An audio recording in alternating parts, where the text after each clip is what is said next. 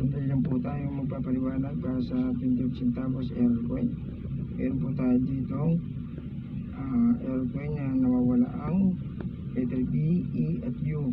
Talos bumura na rin yung letter P. Wala rin itong star sa gilid. At yung isang star, halos mga lati na. Pati yung gilid ng number 5 na 28 centavos, medyo lubog pati sa 2019. Pero kung ito naman sa likod, medyo okay. Ito nyo.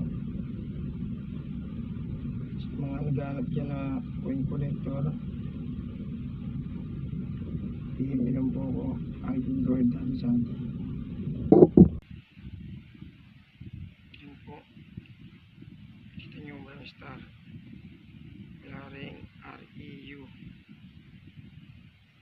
Error coin 25 centavos.